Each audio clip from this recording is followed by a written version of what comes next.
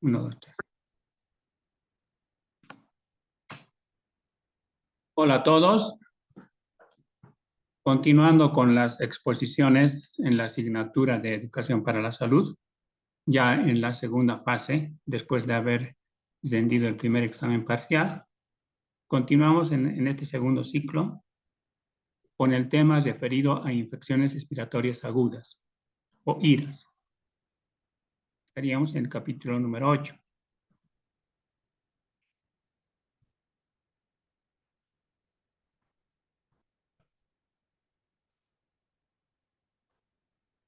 Los objetivos de este tema son: 1, conocer cada una de las enfermedades del sistema respiratorio. Número 2, conocer las normas relacionadas al control de la tuberculosis. Y número 3, identificar las características de la enfermedad tuberculosa. Referente al objetivo 2 y al 3, lo vamos a posponer para la siguiente semana. Y en esta clase solamente nuestro objetivo va a ser el objetivo número 1.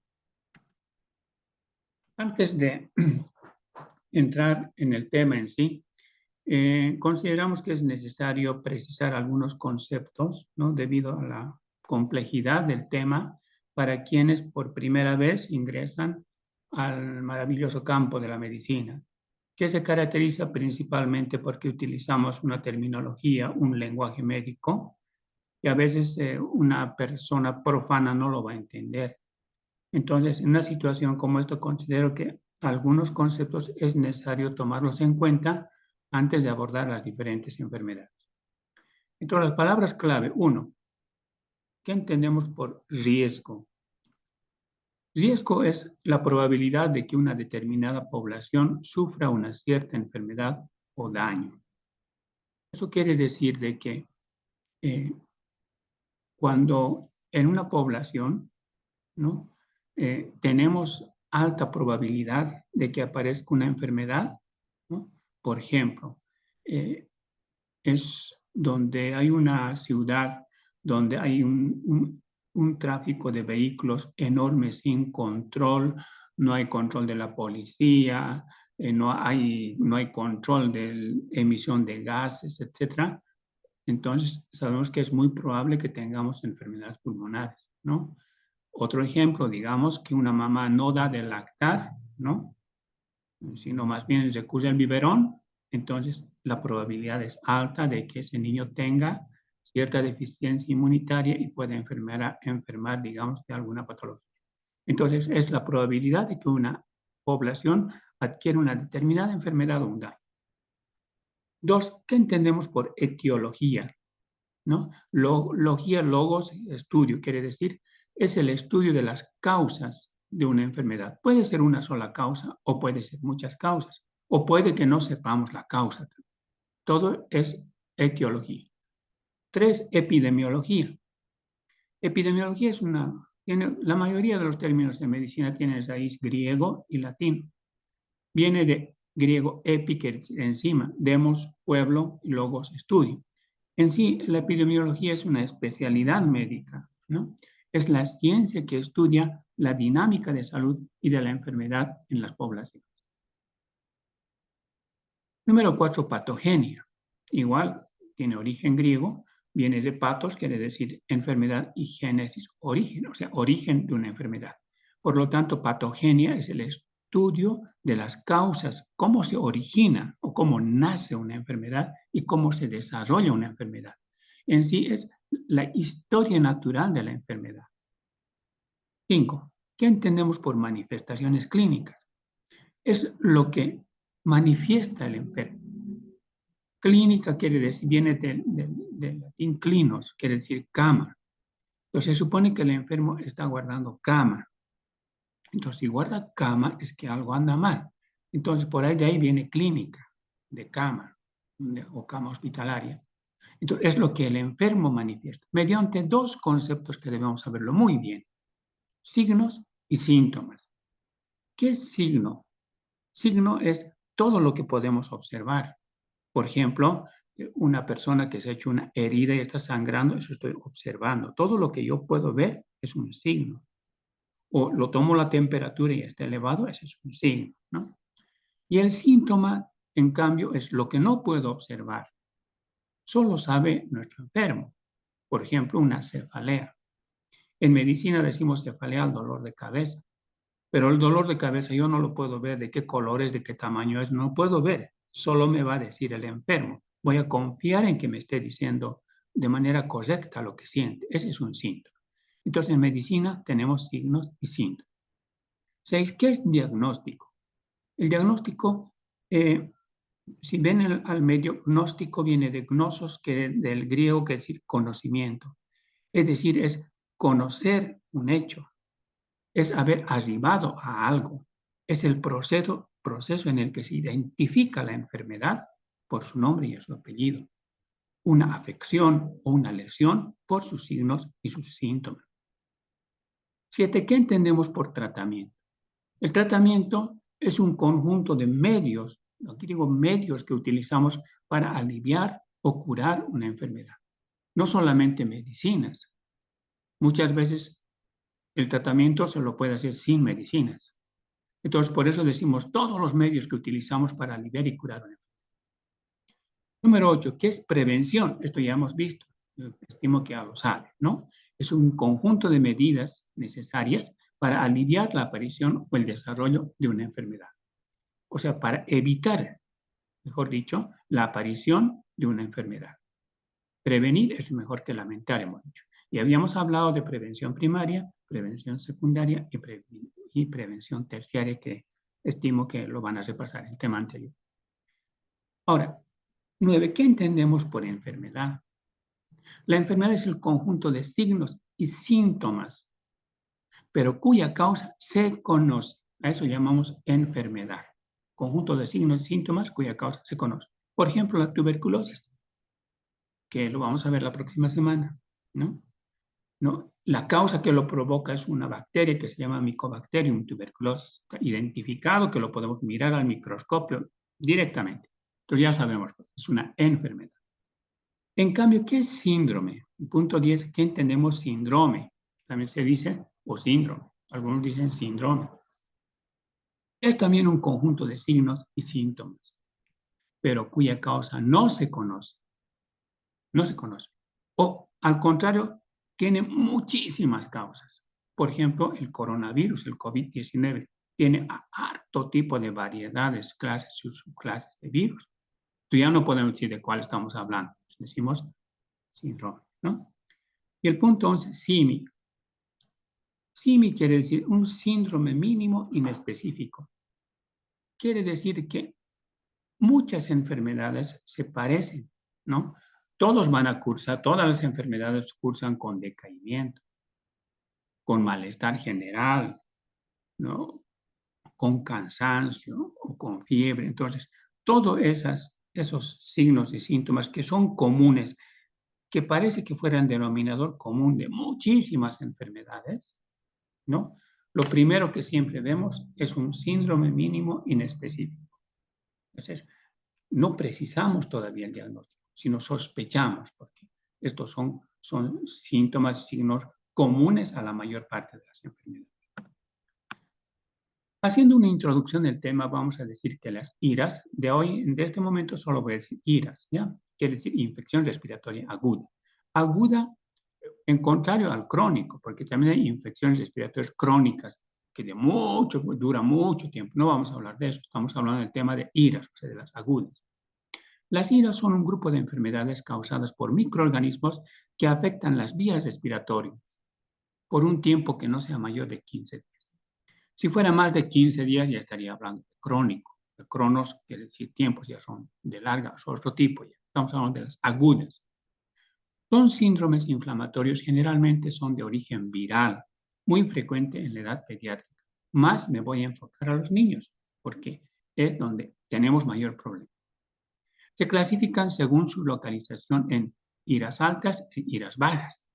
Las iras altas tenemos, por ejemplo, otitis media aguda, la sinusitis, el resfrío común, faringoamigdalitis, faringitis, adenoiditis, laringitis obstructiva y epiglotitis.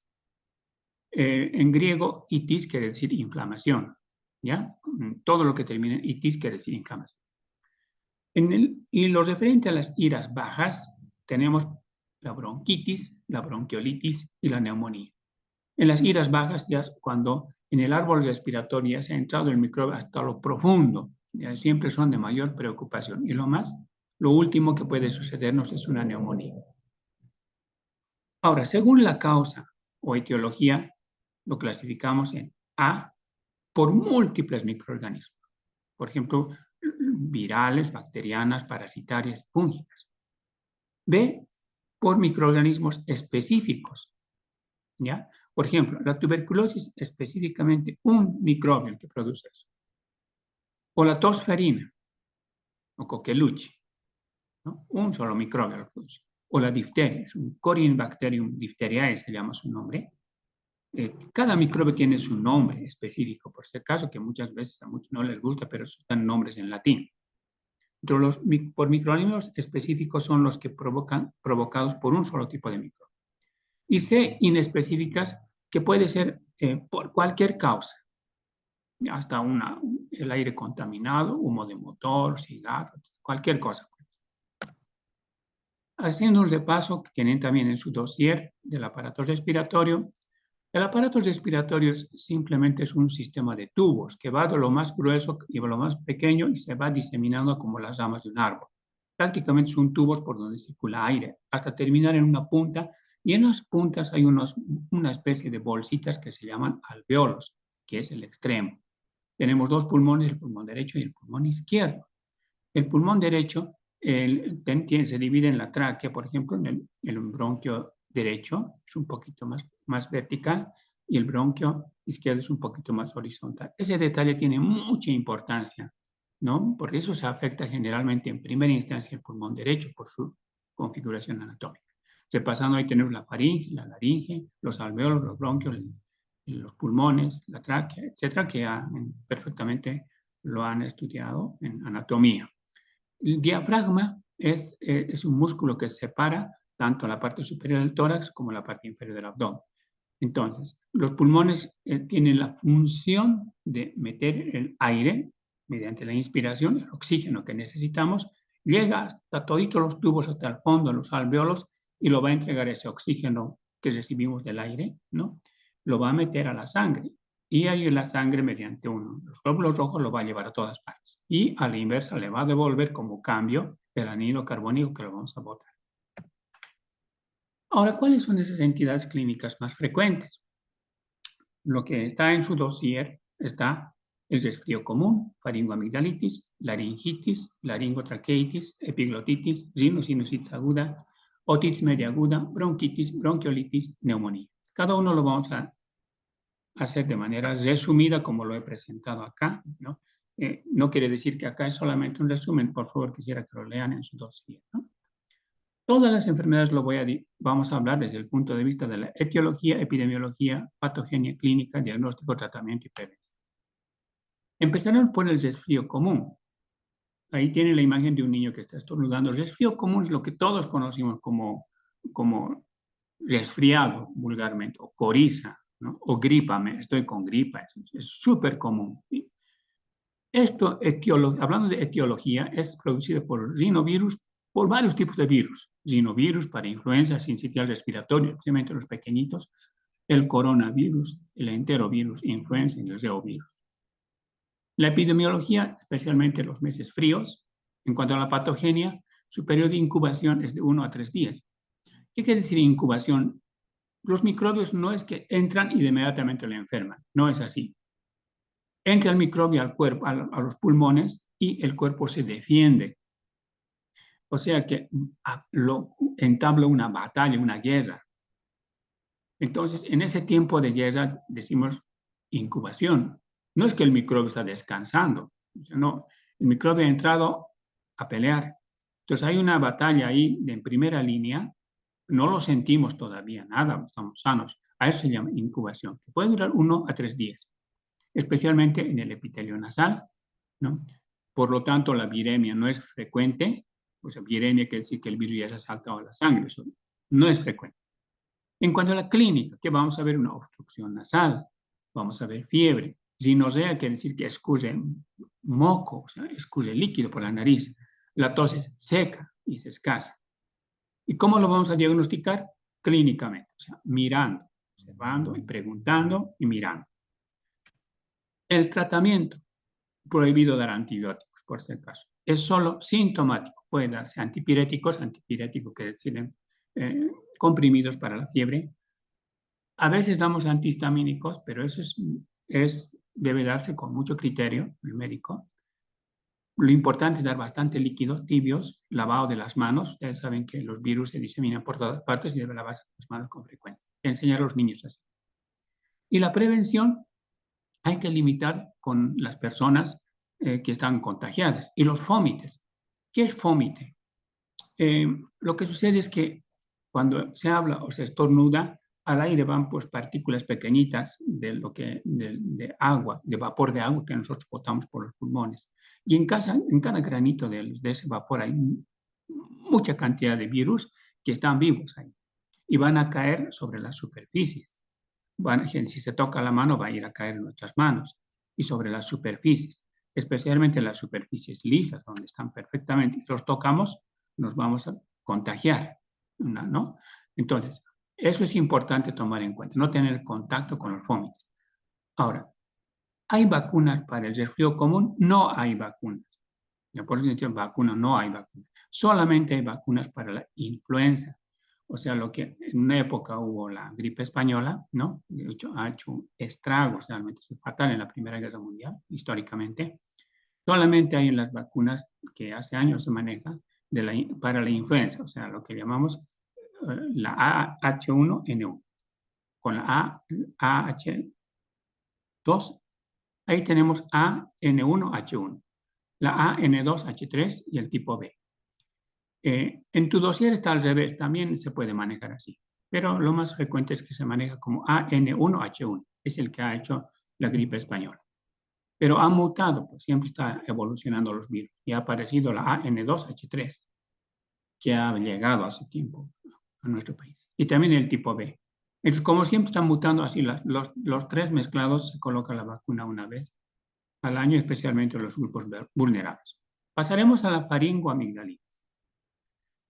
Quiero indicarles que las amígdalas son unos órganos de defensa que están, ahí pueden ver en la boca, está en el fondo de la boca.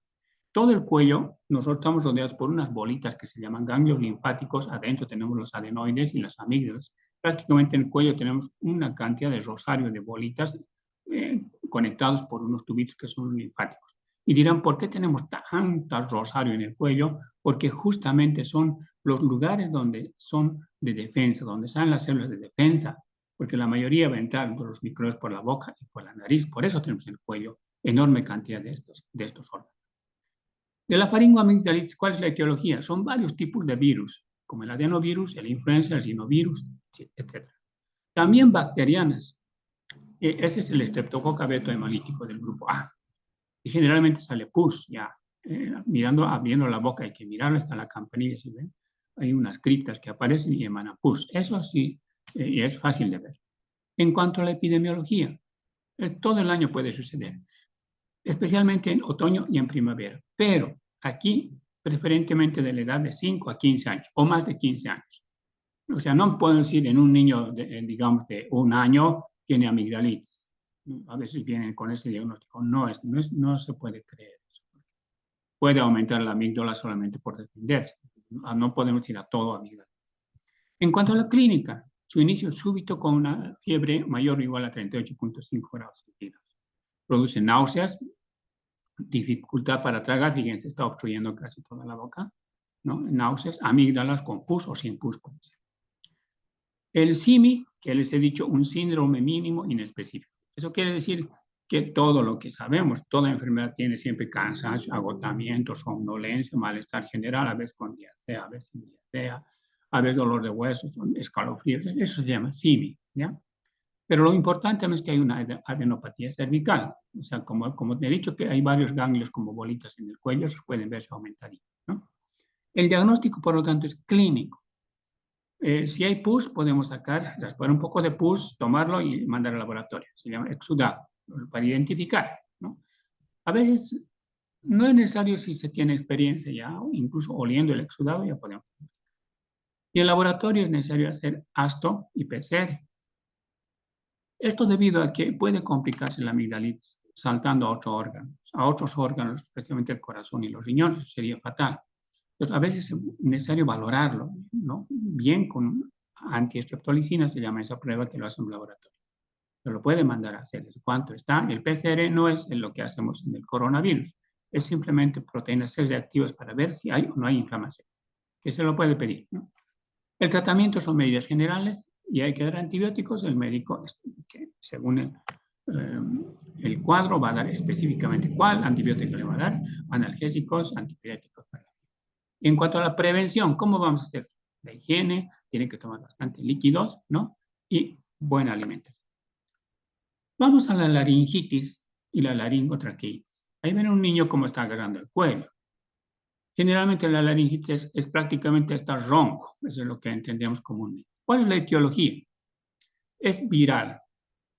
Muchos virus, muchos virus. Podemos citar como ejemplo para influenza, ¿no? El 1 y el 3, el influenza, el A y el B, el adenovirus, etc. Y también puede ser bacteriana, especialmente involucrado el estreptococo y el estafilococo. Esos dos microbios son terribles, ¿no? Realmente van a provocar pus y prácticamente cesar, ¿no? La laringe. En epidemiología generalmente aparece en otoño e invierno, y en cuanto a la clínica, lo más importante es disfonía o afonía, ya no puede hablar nada, o está muy ronco, y no está, se está ahogando, pues, produce fiebre, puede producir sinosea, si escucha por la nariz, moco, tos fea como perruna, que es como perro. Puede evolucionar en 4 grados, en grado 1, 2, 3, 4, y el 4 es más grave, desde una disfonía hasta un estridor permanente, o sea, estridor que le cuesta meter aire, sacar aire, ¿no? Puede haber tiraje, es decir, que al querer respirar se hunde las costillitas. Puede haber palidez, cianosis. La cianosis, cuando está rosadita la cara, ya lo vemos como pitufo, es decir, azulado, eso no es buen signo. Y si es así, se está volviendo como pitufo, puede haber afectación de la conciencia, que es una emergencia. Diagnóstico tiene que ser, por tanto, clínico, radiológico, puede hemograma, examen de sangre y PCR, ¿no? O sea, proteínas C reactivas. Y el tratamiento es con antibióticos, antipiréticos, analgésicos, pero depende del grado. No se olviden que si se está asfixiando, es una emergencia que debe ser referido al hospital. La prevención es verificar el carnet de vacuna. Puede que el niño no haya recibido vacunas, ¿no? Debe utilizar pañuelos desechables, lavado de las manos. Vamos a la epiglotitis. Ahí ustedes ven a un niño que está postrado en el hospital con varios equipos. Ya te puedes imaginar que es una emergencia. La etiología es generalmente por Haemophilus influenzae tipo B, a veces por estafilococo o por estreptococo, pero principalmente es viral, ¿no? La clínica. Aquí hay que ver, la instalación es brusca, ¿no? Hay una odinofagia, ¿no? Es decir, odinofagia quiere decir dolor al tragar, ¿no? Hay fiebre, hay disfagia, al tragar le duele, hay disnea. Esta palabra disnea, traducido al lenguaje común y corriente, quiere decir dificultad respiratoria, no puedes respirar. Se acompaña de una bacteriemia. Si es que acompaña de bacteriemia, hemia quiere decir sangre, es decir, que la bacteria o el virus ya se ha pasado a la sangre, y eso es de muy mal pronóstico. Puede irnos muy mal. El diagnóstico es mediante la clínica y laboratorio, y el tratamiento es una emergencia pediátrica, ¿ya? Debe referirse inmediatamente porque en el primer nivel tal vez no podamos atender. Además, se requiere soporte básico, ¿no? Se requiere antibióticos.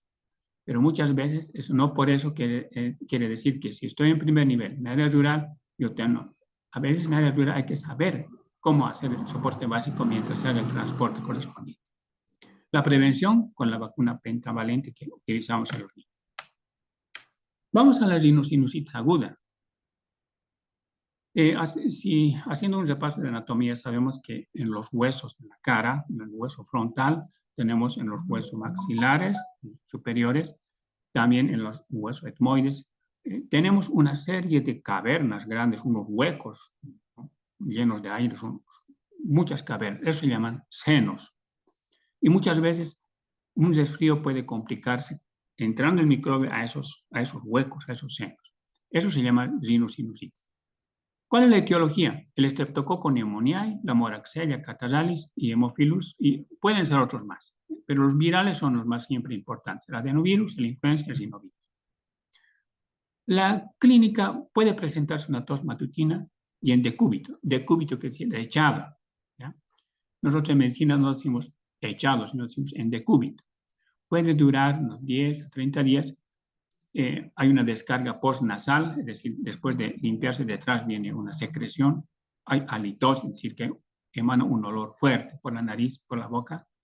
Le duele la cabeza en la región frontal. A veces confundimos que es dolor de cabeza, pero en realidad está doliendo encima del ojo. Y podemos sospechar, le preguntamos si ya no ha tenido un resfrío más antes, entonces podemos sospechar que se está complicando. Puede haber fiebre, el diagnóstico es clínico, con rayos X de los senos paranasales. Es necesario hacer rayos X de senos paranasales para ver si está afectado los senos. El tratamiento puede hacerse vaporizaciones, ¿no? Antipiréticos para la fiebre, descongestionantes y antibióticos específicos que vamos a hacer, ¿no? A veces es necesario hacer el cultivo y luego dirigir bien el antibiótico, no así a cualquier lado, ¿no? La prevención, tomar bastante líquido, alimentos saludables, frutas, verduras, cereales, etcétera, y evitar cambios bruscos de temperatura. Evitar ingreso a la piscina por 30 días, dice el dossier. Esto de cambios bruscos de temperatura no solamente es sinusitis aguda. Cualquier enfermedad viral puede desencadenar eso. Muchos virus viven en nuestro cuerpo. Y están ahí, pero cuando nosotros, digamos, bruscamente salimos de la ducha de caliente al frío, muy brusco el cambio, se reactiva nomás el virus, ¿no? Entonces, eso también puede suceder.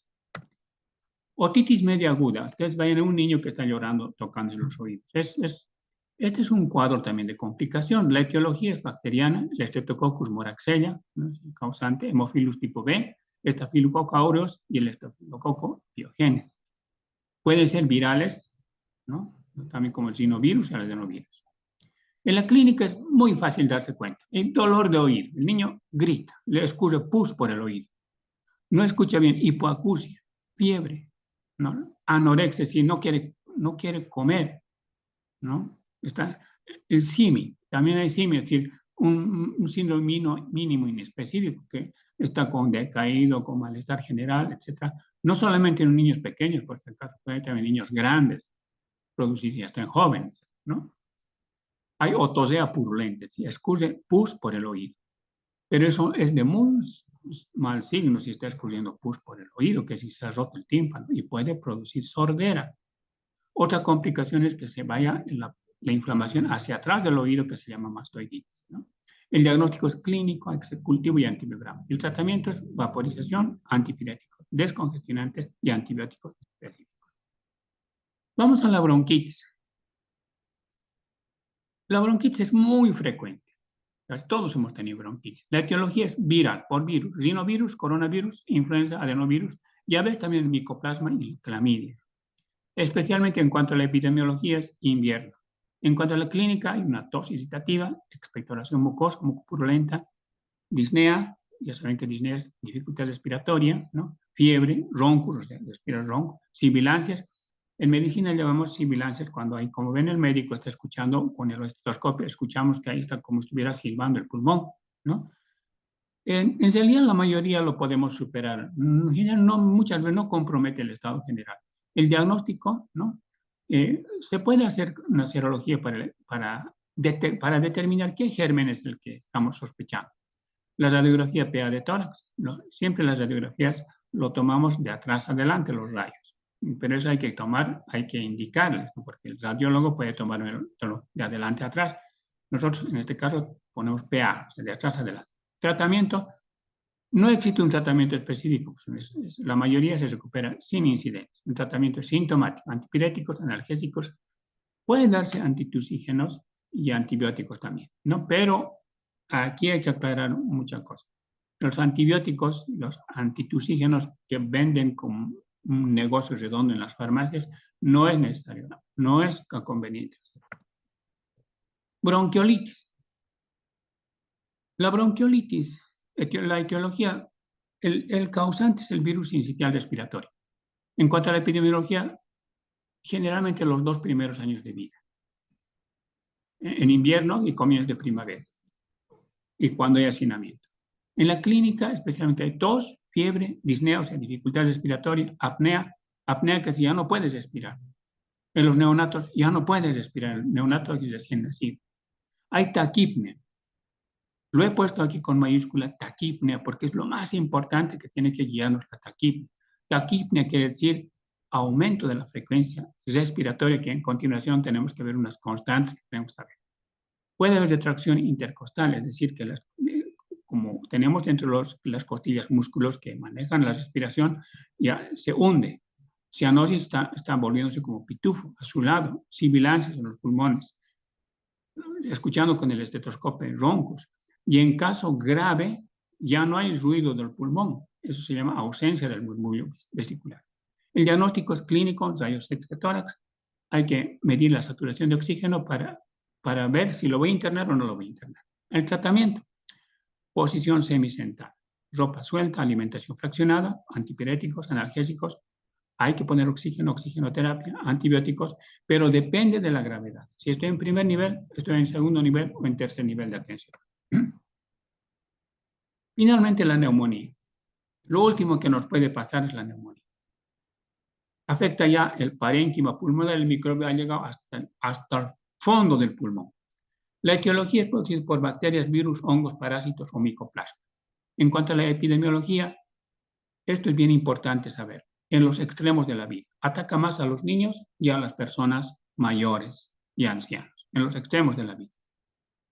La neumonía es el que produce más enfermos y más muertes. Por eso hay una elevada morbimortalidad.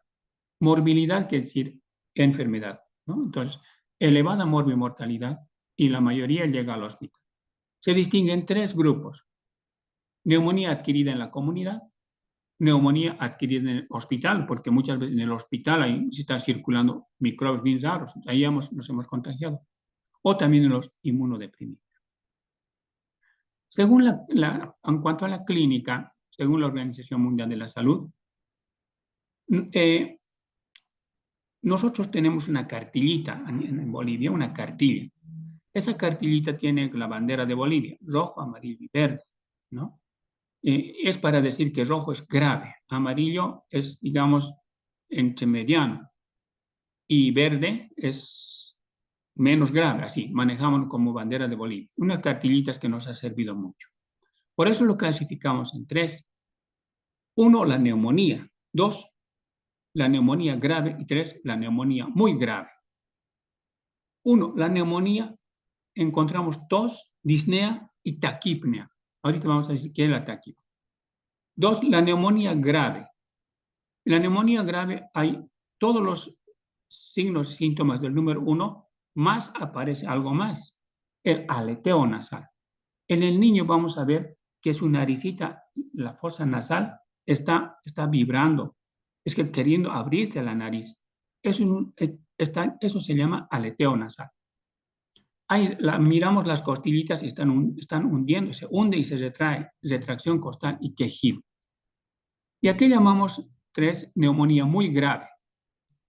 Todos los signos y síntomas del 2 más la cianosis central, es decir, se está volviendo azul la parte central, o sea, se está volviendo pitufo la parte central, una disnea severa y deterioro. Aquí es importante utilizar el triaje de emergencias. Triaje es en un hospital, hay la banderita que dice rojo, amarillo y verde, les va a indicar si es emergencia, no es emergencia, etc. Y manejamos la IEPI también, que es una cartilla que es la atención integrada de enfermedades prevalentes de la infancia. Todos los puestos de Bolivia, de primer nivel, segundo nivel, tercer nivel, todos manejamos la IEPI. Por eso manejamos cartillitas de rojo, amarillo y verde. El diagnóstico es clínico con laboratorio y hemograma. También podemos hacer PCR, proteína C reactiva, el BES. Son exámenes como el cultivo, antigramas, y a veces tenemos que derivar a la U. El tratamiento en las bacterianas debe ser precoz. Cuanto antes es mejor, de acuerdo a la etiología que yo sospecho. Se utilizan antibióticos del grupo de los beta-lactámicos, que los antibióticos son diferentes familias. pero depende del nivel, si voy a estar en el 1, en el 2 o en el 3. En cuanto a la prevención, es el PAI, pues las vacunas en los niños, en los chiquititos, especialmente contra el neumococo. Hay que evitar la desnutrición. Es aconsejable la lactancia materna y evitar el hacinamiento. Ahora, esto que les decía es muy importante, ¿no? Esto es pregunta sí o sí del examen. ¿A qué llamamos respiración rápida o taquipnea? Esto es determinante. Hay que tener un reloj acá, pero no un reloj del celular ni un reloj de los tiene que ser un reloj de las antiguitas con manilla. Eso debe tener toda persona en el hospital, que se vea que está girando la manilla. Hay que contar el número de respiraciones en un minuto, todo en un minuto, en una vueltita de la manilla del reloj, en una vuelta completa. En los menores de 2 meses, si es 60 respiraciones por minuto, incluyendo el 60, mayor de 60, decimos que es respiración rápida. Vuelvo a repetir. En los neonatos menores de 2 meses, yo cuento su respiración en un minuto y cuento que es 60 respiraciones o más de 60, pues de 61, mayor a 60, incluyendo el 60, eso se llama respiración rápida. Aquí quiero aclarar una cosa. Los pequeñitos no respiran así rítmicamente. Hay momentos en que respiras rapidito y luego se apaga. Luego respiras rapidito y luego se apaga. Eso es normal. Todo niño pequeñito recién nacido respira así. No es como nosotros, que respiramos regularmente. Eso hay que tomar muy en cuenta. Cuando es la edad de 2 meses a 11 meses, si yo cuento 50 respiraciones o más de 50 por minuto, eso se llama respiración rápida. Y en el de 1 a 5 años, si yo cuento 40 respiraciones por minuto o más de 40, eso es respiración. No se olviden que en una persona adulta, un joven, lo normal son los 18 respiraciones por minuto. Las preguntas de razonamiento ahora.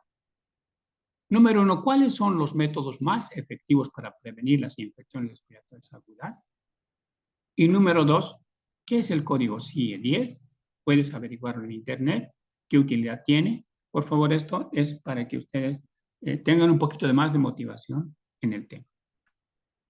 La advertencia les he dicho bien claro, ustedes saben que no es que hemos agotado todo, por favor, lean ustedes en su dossier. Ahí tienen la bibliografía. Bien. Pasamos al siguiente tema, enfermedad diarreica aguda. EDA, es el capítulo 9. Los objetivos de este tema son, 1, definir qué es enfermedad diarreica aguda, o EDA también se llama. 2, identificar la etiología de la enfermedad diarreica aguda. 3, identificar las características clínicas de la enfermedad diarreica aguda. Y 4, conocer el proceso de diagnóstico, tratamiento y prevención de las EDAs. Desde este momento solo vamos a decir EDAs. Haciendo un poco de antecedentes, vamos a decir que las EDAs son una de las principales causas de morbilidad y mortalidad a nivel mundial, especialmente en los niños menores de 5 años. Podemos decir que ocupa el segundo lugar como causa de muerte de los niños a nivel mundial, pese a que es prevenible y tratable. Se concentra especialmente en poblaciones marginales con escasez de agua potable, saneamiento deficiente, por lo que se requiere una capacitación de los agentes de salud y también la vacunación, la inmunización contra el rotavirus. Esta vacuna que desde hace años atrás utilizamos, se coloca en la boquita, es como un líquido, bien fácil de colocar la agüita, como un líquido en la boquita, el rotavirus, ¿no? Nos ha disminuido enormemente la cantidad de estas EDAs, porque la mayoría son virales, y el rotavirus es contra eso. La OMS y la UNICEF definen desde 1970, emplean, realmente esto es una maravilla de idea, las sales de rehidratación oral, unos sobrecitos, un polvo blanco, realmente estos, de lo que teníamos enorme cantidad de niños en los hospitales llenitos, nos han bajado a gran cantidad estas sales de rehidratación oral, resultando ser muy eficaces para la diarrea. Bolivia, junto con otros países, tiene indicadores de mortalidad alta por estas diarreas, especialmente como ven en lugares donde no hay agua potable, etc. La diarrea es una de las principales causas de malnutrición en menores de 5 años. En cuanto a la etiología, las causas, vamos a decir en 2 grupos. 1, causas no infecciosas, como por ejemplo una transmisión alimentaria, una alimentación mal llevada, puede provocar una diarrea. Por el mismo hecho, tal vez excesiva cantidad de ingredientes ácidos has tomado, no necesariamente te puede desencadenar una diarrea. O una disbacteriosis, es decir, has alterado la flora bacteriana, ¿no?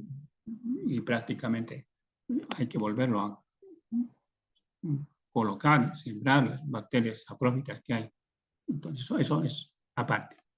Las más importantes son las causas infecciosas. Uno, pueden ser parenterales o extraintestinales con infección vía, por ejemplo, infección vía urinaria, bronconeumonía, una septicemia. La causa está en otro lugar, pero por ese mismo hecho no puede desencadenar. Y las causas enterales o intestinales pueden ser bacterianas, por ejemplo, muy conocidas, la Escherichia coli, ¿no? La Shigella, el Campylobacter, la Salmonella, Vibrio cholerae, el cólera, la Aeromonas hidrofílicas. Y las virales, que es muy importante en pediatría, el rotavirus, es el que mayormente provoca diarrea, el rotavirus, por eso tenemos vacuna contra el rotavirus. También puede provocar adenovirus, el astrivirus y el calicivirus.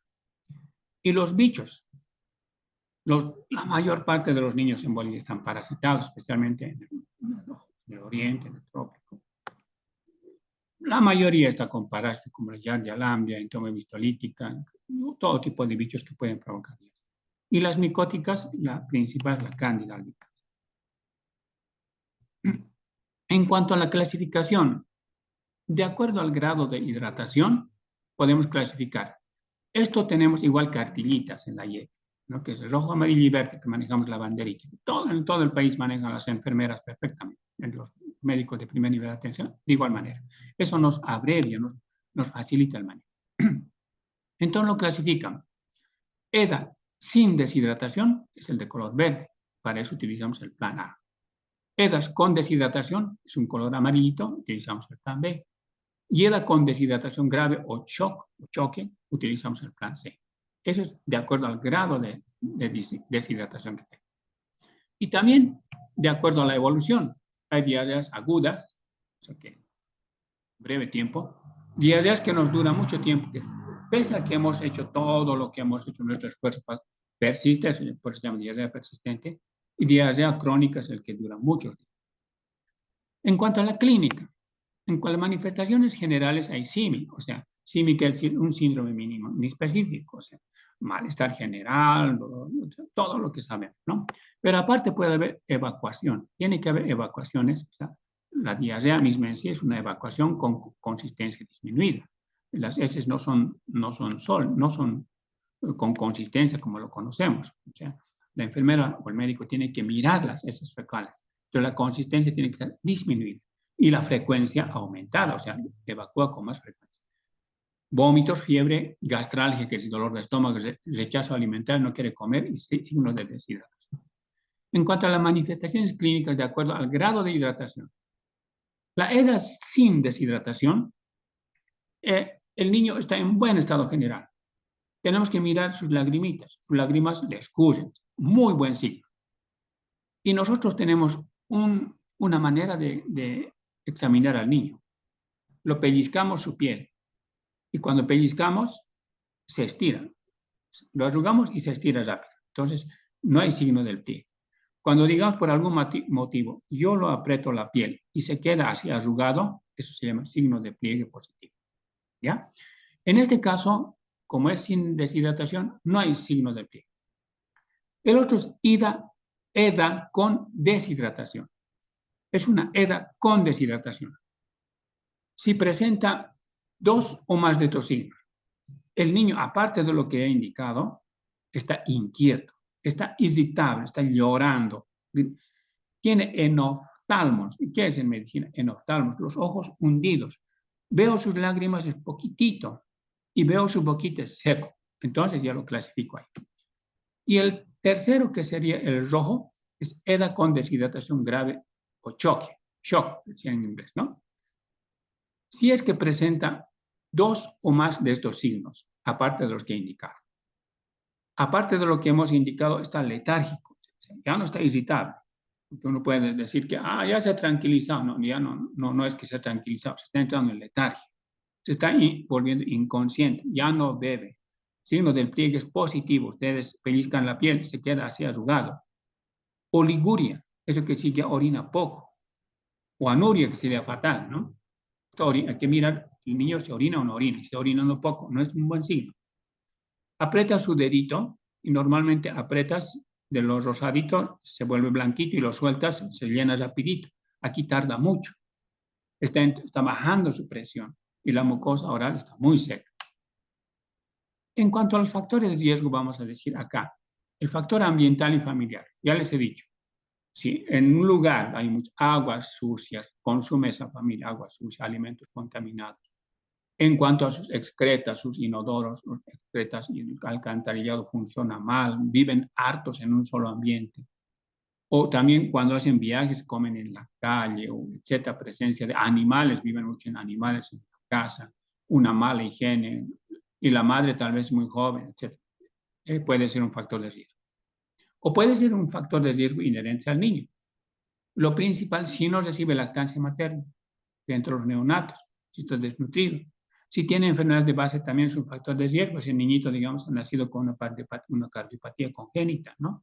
O tiene una inmunodeficiencia. O lo que más se ve es un niño que ha nacido con el labio partidito, el labio leporino. Entonces no va a poder lactar, pues no puede coger el pezón. Entonces esos pueden ser factores de riesgo. Fisiopatología en medicina quiere decir funcionamiento, patología, enfermedad. Quiere decir cómo funciona esta enfermedad. Expresa una alteración a nivel intestinal del mecanismo de transporte de agua y electrolitos. Esto quiere decir lo siguiente a los estudiantes, ¿no? En medicina tenemos que tener conocimiento de química y física, sí o sí. De lo contrario voy a aprender medicina de memoria. Mucha química, mucha física, mucho mejor. Aquí sucede una alteración osmótica, una alteración osmótica, una mala absorción, principalmente de la lactosa, y otros que aumentan la osmolaridad dentro del intestino. O puede ser secretora, ¿no? O sea, relacionados con la secreción de una toxina, pues, la que nos causa mal ese problema, la Escherichia coli, enterotoxigénica. O puede ser invasiva, que está relacionado con lesión de la mucosa intestinal por bacterias o parásitos. O tal vez por trastornos de la motilidad, es decir, normalmente el intestino, el estómago tiene una cierta contracción, se relaja y se contrae. Eso no es voluntario, los músculos son autónomos. Un colon irritable, mucha contractilidad. O tal vez otra enfermedad, como el hipotiroidismo. Hipotiroidismo quiere decir la tiroides no funciona bien, ¿no? Ahora, el diagnóstico en las diarreas es clínico, mucha clínica. No es cuestión de aquí pedir laboratorios para todo. La clínica, el interrogatorio y la clínica te va a dar mucha orientación. Vas a ver signos de deshidratación, ver las características de las deposiciones, mejor si lo ves siempre. Exámenes complementarios como electrolitos puedes pedir, o sea, química de la sangre, o química puedes pedir también de las heces fecales. Puedes pedir cualquier, si es que tiene posibilidad el establecimiento de salud. Gasometría en casos graves o coprocultivo, ¿no? De los cuadros diarreicos si son reiterativos. El tratamiento según la IEPI, les he dicho que es atención integral de enfermedades prevalentes de la infancia, que es lo que manejan todos los establecimientos de salud, ¿no? Tenemos la terapia de rehidratación oral, TRO se llama, es baratito, es simple, con empleo temprano del suero de rehidratación oral, es exitoso en un 90-95% de los casos. Disminuye la tasa de letalidad, es decir, disminuye la mortalidad. Ese suero, si lo has preparado, es un sobrecito, milagroso, o sea, ¿no? Preparas en un litro de agua hervida, bien fácil, todos saben hacerlo. Se compra de la farmacia, cuesta baratito, haces hervir un litro de agua, ¿no? Pero no en el mismo hervido, esperas un poco que entibie, lo echas en el sobrecito y ese preparadito le das en cucharitas. Te dura 24 horas al ambiente. O si lo pones en el refrigerador, dura 2 días, ¿no? Hay que saber dar en cucharillas de acuerdo al plan A, B o C. Hay que dar también zinc por reglamento de la IEPI, ¿no? Por 2 semanas, 14 días. En los menores de 6 meses, 10 miligramos por día. ¿No? Y de 6 meses a menos de 5 años, 20 miligramos por día. Y los mayores de 5 años y adultos, 20 miligramos por día.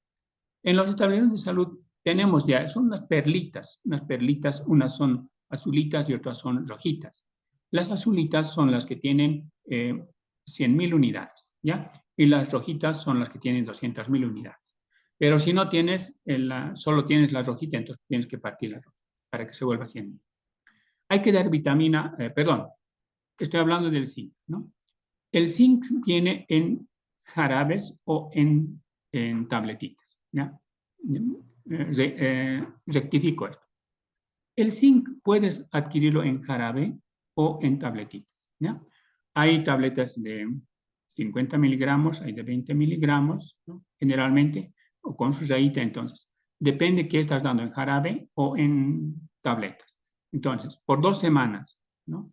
En los menores de 6 meses, 10 miligramos por día, ¿no? De 6 meses a menor de 5 años, 20 miligramos por día. Eso está bien claro. En cuanto a la vitamina A, no, esto es otro, lo que les hablaba de las perlitas. Me confundí. La vitamina A, de los que son de 6 meses a 11 meses, hay que dar vía oral 100.000 unidades, pero una sola vez. Esas son las azulitas, ¿no? De 12 meses a menor de 5 años, 200.000 unidades en dosis única, ¿ya? Son las rojitas, ¿no? Y los mayores de 5 años puedes dar las rojitas. En cuanto a la nutrición, lactancia materna. Si toma leche artificial, no diluir, pero siempre aconsejable lactancia materna. Si come, no dar grasas, no dar condimentos, incluido la diarrea del niño debe recibir, si es que ha superado, digamos, su diarrea, se supone que se ha enflaquecido. Entonces, hay que aumentar de lo que comía un 50% más de lo habitual. Ahora, si en la diarrea encuentras sangre, eso es para referir al hospital, porque vas a requerir antibióticos. Ese cuadrito les quiero indicar, es importante la lactancia materna exclusiva. Tenemos la ley de lactancia materna, que es lactancia materna hasta los 2 años de edad. Desde los 6 meses ya tiene alimentación complementaria, pero hasta los menores de 6 meses, lactancia materna exclusiva. La leche materna es N veces superior a la leche, a cualquier tipo de leche. Además, tiene anticuerpos, especialmente inmunoglobulina A, que necesita para los epitelios respiratorio e intestinal. Ahí está bien un papá que le está dando su suero de rehidratación oral, y viene el sobrecito de diferentes marcas, y ahí está dándole la vacuna rotavirus. Ahora, en cuanto a la prevención, hay que incidir mucho, sabiendo que no es difícil manejar la carrera. Hay que hacer una educación para la salud, tanto al personal y a la comunidad. Mucha educación. Lactancia materna exclusiva. Pero aquí quiero decir, los que trabajamos en el hospital, es mucho más la práctica que la teoría. La mayoría no sabe dar de lactar, aunque hayan tenido 2, 3 niños ya, y peor las que son primerizas en la maternidad. Y hay que enseñar la técnica de lactancia.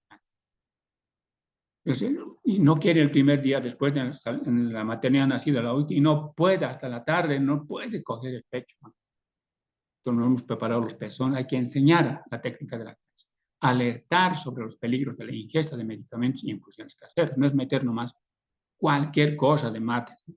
Asesorar en la provisión de agua potable, si estás en provincias, tratamiento de residuos, educación alimentaria. En educación alimentaria no siempre tenemos pues una licenciada en nutrición, tenemos que informarnos qué alimentos cómo vamos a clasificar, y hay que necesita educación, higiene, lavado de las manos, una prescripción médica adecuada y normatizada periódicamente. Ya, o sea, no es prescribir medicinas y antibióticos a diestra y siniestra, no es aconsejable. Hay que saberlo hacer adecuadamente y normado. Control sanitario y medidas de salud pública, control bromatológico de alimentos y bebidas, aislamiento de contactos, acceso a la salud. Acá quiero decirles lo siguiente. Aquí está en el plan A, plan B, plan C, tienes en tu cartilla. El plan C lo he colocado con rojo. Es una EDA con deshidratación grave, ¿no? Aquí estamos en el área rural o en el hospital. En el hospital ya sabemos manejar, expertos. Pero en el área rural no vamos a directamente tener el hospital. Entonces, por eso a veces es necesario saber.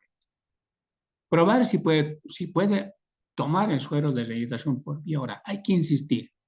O sea, hay que animarle a la mamá. En la práctica hay que animarla. Yo me pongo en el lugar más alejado. Primeramente, animarle a la mamá. Y dice, no quiere, vomita. Si vomita, esperar 10 minutitos. Volver a insistir. No cansarse. Así sea 2, 3 de la mañana.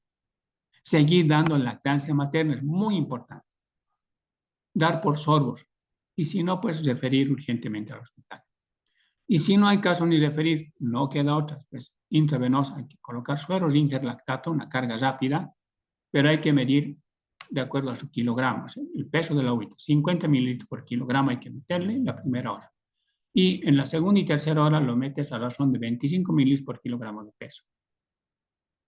Si no puedes hacer eso, no sabes, no puedes, porque sus venitas ya están totalmente, no puedes ni cogerlo. Entonces, ya te ves en figuras. Entonces, puedes colocar una sonda nasogástrica, que es fácil de colocar, el número 8, y administras suero de rehidratación oral a razón de 20 miligramos por kilogramo por hora por 6 horas. En el plan B, ya les he hecho el B, en este caso, hay que administrar suero de rehidratación oral a libre demanda. Todo lo que quiera, usando una taza y una cucharilla, como lo hemos visto en el gráfico.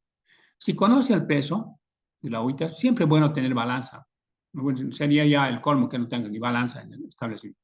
Si conoce el peso, dar 50 a 100 miligramos por kilogramo de peso, por 4 horas. Así, ¿no? En cucharillas. Y evaluar. Clarito ya su piel empieza a volverse más turgente y el signo de el pliegue se va desapareciendo. Ahora, sucede que vomita, ¿no? La mamá se desanima y llora y llora y llora. Hay que animarla. Necesita mucho ánimo, especialmente es primerizo.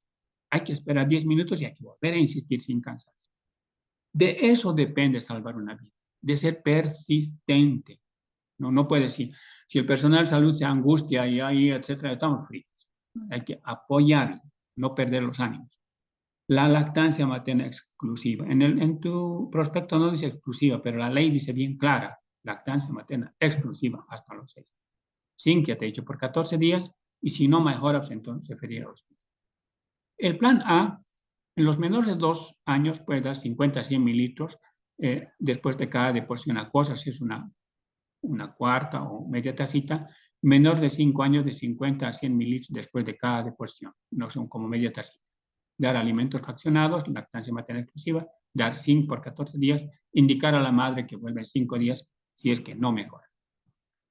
Bien, la advertencia es, como les he indicado, no quiere decir que se agota el tema, lean por favor. Y las preguntas de razonamiento. ¿Qué diferencia hay entre urgencia y emergencia? Quisiera que lo vean el internet, no es lo mismo urgencia y emergencia, ¿ya? Y 2, si la mamá no puede dar de lactar, ¿cómo podría suplir esa deficiencia en cuanto a sus defensas, el bebé? Ahí tienes la bibliografía y gracias.